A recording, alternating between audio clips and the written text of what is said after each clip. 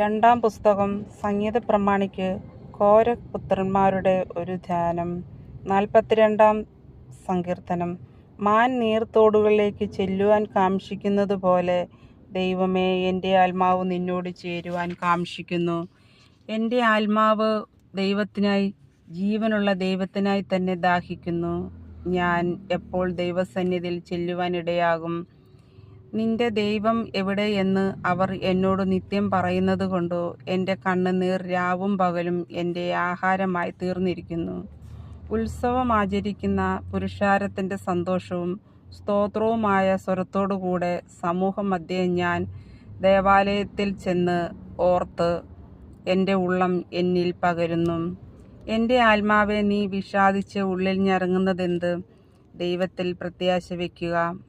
അവൻ എൻ്റെ മുഖപ്രകാശരക്ഷയും എൻ്റെ ദൈവവുമാകുന്നു എന്നിങ്ങനെ ഞാൻ ഇനിയും അവനെ സ്തുതിക്കും. എൻ്റെ ദൈവമേ, എൻ്റെ ആത്മാവ് എന്നിൽ വിഷാദിച്ചിരിക്കുന്നു. അതുകൊണ്ട് യോർദാൻ പ്രദേശത്തും ഹെർമോൻ പർവ്വതങ്ങളിലും മീസാർ മലയിലും വെച്ച് ഞാൻ നിന്നെ ഓർക്കുന്നു. നിന്റെ നീർച്ചാട്ടങ്ങളുടെ ഇരച്ചിലാൽ ആഴി ആഴിയെ വിളിക്കുന്നു. നിന്റെ ഓളങ്ങളും തിരമാലകളുമെല്ലാം എൻ്റെ മീതെ കടന്നു പോകുന്നു. യഹോവ പകൽ നേരത്ത് തൻ്റെ ദയ കൽപ്പിക്കും. രാത്രി സമയത്ത് ഞാൻ അവന് പാട്ടുപാടിക്കൊണ്ടേയിരിക്കും. എൻ്റെ ജീവൻ്റെ ദൈവത്തോടുള്ള പ്രാർത്ഥന തന്നെ. നീ എന്നെ മറന്നതെന്ത്? ശത്രുവിൻ്റെ ഉപദ്രവം ഹേതുവായി ഞാൻ ദുഃഖിച്ചു നടക്കേണ്ടി വന്നതുമെന്തേ എന്നു ഞാൻ എൻ്റെ പാറയായ ദൈവത്തോട് പറയും.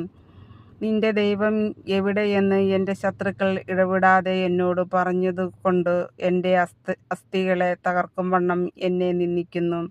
എൻ്റെ ആത്മാവെ, നീ വിഷാദിച്ച് ഉള്ളിൽ ഞരങ്ങുന്നതെന്ത്?